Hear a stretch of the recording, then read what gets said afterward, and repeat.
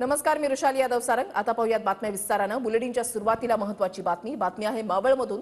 श्रीरंग बारणे उमेदवारी अर्ज भरण्यासाठी आता दाखल झालेले आहेत। मावळमध्ये श्रीरंग बारणेंचं मोठं शक्तीप्रदर्शन पाहायला मिळालेलं आहे। तर सुजय विखे पाटलांनी सुद्धा उमेदवारी अर्ज भरला आणि उमेदवारी अर्ज भरल्यानंतर विखे पाटलांचं मोठं शक्तीप्रदर्शन पाहायला मिळालं। तर दुसरीकडे अमरावतीमध्ये पवार आणि ठाकरेंची प्रचार सभा जी आहे ती आता काही वेळातच सुरू होणार आहे। बळवंत वानखेडेंच्या प्रचारासाठी अमरावतीमध्ये सभा होतीये। उमेदवारी अर्ज भरण्यासाठी त्या ठिकाणी उपस्थित होते। याचबरोबर मावळ लोकसभा मतदारसंघातील साई विधानसभेचे आमदार माझ्याबरोबर महायुतीचे उपस्थित होते। या मतदारसंघातील भारतीय जनता पक्ष, शिवसेना, राष्ट्रवादी काँग्रेस पक्ष, आरपीआयचे नेते, अध्यक्ष उमेदवारी अर्ज भरण्यासाठी उपस्थित होते। आपण पाहिलं असेल मोठ्या संख्येने कार्यकर्ते उमेदवारी अर्ज दाखल करण्याच्या मिरवणुकीमध्ये सहभागी झाले होते। आप क्या कहेंगे इस मौके पे आपके साथ कितनी खुशी हो रही है अब जो है एक रिकॉर्ड बन गया है। देखिए, तीसरी बार मावळ लोकसभा चुनाव क्षेत्र से मैंने मेरा अर्ज दाखिल किया है। राज्य के मुख्यमंत्री एकनाथ जी शिंदे साहब, उप मुख्यमंत्री सन्माननीय अजितदादा पवार, मंत्री राज्य के चंद्रकांत जी पाटिल, भारतीय जनता पक्षा के नेता प्रवीणजी दरेकर, आपल्यावर राज्याचे कॅबिनेट मंत्री दीपक केसरकर आहेत। केसरकर साहेब, आज महायुतीच्या आप्पांच्या प्रचारार्थ तुम्ही या ठिकाणी आलेला आहात। काय नेमकी परिस्थिती पाहायला मिळेल राज्यामध्ये? अतिशय सुंदर असं वातावरण आहे, भगवामय वातावरण झालेलं आहे। आदरणीय मोदी साहेबांच्या नेतृत्वावर भारतीयांनी दाखवलेल्या विश्वासाचं प्रतीक आज पिंपरी चिंचवडमधली जनता आणि मावळ मतदारसंघातली जनता दाखवते। सर्व आदरणीय अजितदादा या ठिकाणी उपस्थित आहेत, दरेकर साहेब आहेत, सर्व आमदार या मतदारसंघातले या ठिकाणी उपस्थित आहेत, लोकनेते रामशेठ ठाकूर उपस्थित आहेत आणि अतिशय चांगलं असं वातावरण आहे। शिवसेना विरुद्ध शिवसेना अशी लढत होते, कोणती शिवसेना बाजी मारेल? शिवसेना ही बाळासाहेबांची शिवसेना असते आणि धनुष्यबाण ही बाळासाहेबांची निशाणी आहे, एकनाथ शिंदे साहेबांची निशाणी आहे आणि त्याच्यामुळे शिवसेना ही निवडणूक 100% जिंकणार आहे आणि ह्या एका अर्थाने मोदी साहेबांचा विजय हा संपूर्ण भारतामध्ये होतोय। मुख्यमंत्री असं म्हणाले की उद्धव ठाकरेंचा माझ्याकडून नगर विकास खातं काढून घेण्याचा डाव होता। उद्धव साहेबांनी ज्या प्रकारची ट्रीटमेंट दिलेली आहे त्याच्याबाबत तुम्हाला विचार करायचा असेल,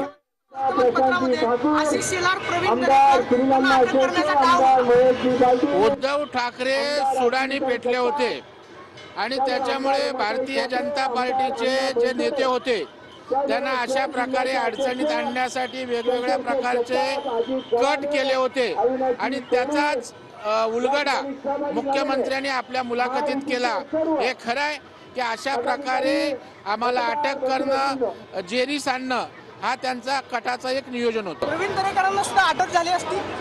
नाही, तशा प्रकारचा प्रयत्न होता। कुठलंही कारण दाखवून काही करून या लोकांना अटक करा आणि यांना राजकीय दृष्ट्या दाबण्याचं काम असं त्यांचं नियोजन होतं।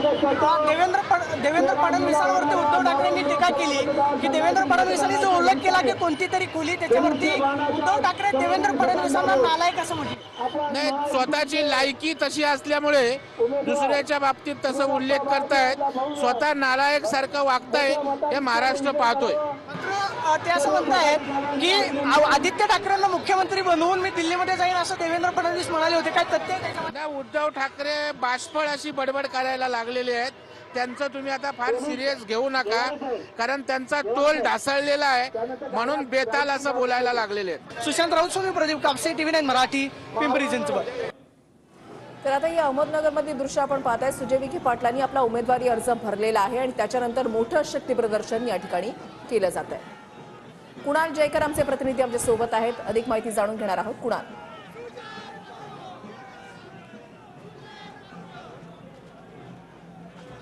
भाजपचे खासदार सुजय विखे यांचा उमेदवारी अर्ज जो आहे तो आज दाखल केला जात आहे आणि यासाठी मोठं शक्ती प्रदर्शन जे आहे ते डॉक्टर सुजय विखे यांच्याकडून करण्यात आलेलं आहे। आपण बघतो की नगर शहरातील माडीवाडा बस स्टॉप परिसरातून ही रॅली जी आहे ती निघालेली आहे आणि मोठं शक्ती प्रदर्शन करत सुजय विखे आणि या ठिकाणी संग्राम जगताप जे आहे या रॅलीमध्ये सहभागी झालेले आहे। नगर दक्षिण जिल्ह्यातून हे सगळे कार्यकर्ते जे आहे ते या ठिकाणी आलेले आहे आणि बघू शकतो की मोठा उत्साह जो आहे तो नागरिकांमध्ये या ठिकाणी बघायला मिळतो आहे आणि गेल्या वेळेपेक्षा जास्त मतांनी आम्ही निवडून येऊन असा विश्वास जो आहे तो डॉक्टर खासदार सुजय विखे यांनी व्यक्त केलेला आहे। सकाळीच औक्षण करून जे आहे ते संपूर्ण फॅमिली एकत्र आली होती आणि त्यानंतर सुजय विखे जे आहे ते आता या ठिकाणी आता उमेदवारी अर्ज जो आहे तो दाखल करण्यासाठी आता निघालेला आहे। थोड्याच वेळामध्ये मुख्यमंत्री आणि दोन्ही उपमुख्यमंत्री जे आहे ते येणार आहे आणि त्यांच्या उपस्थितीत हा अर्ज जो आहे तो दाखल केला जाणार आहे। कॅमेरा तुषार नंदारासह कुणाल जायकर, TV9 मराठी, अहमदनगर।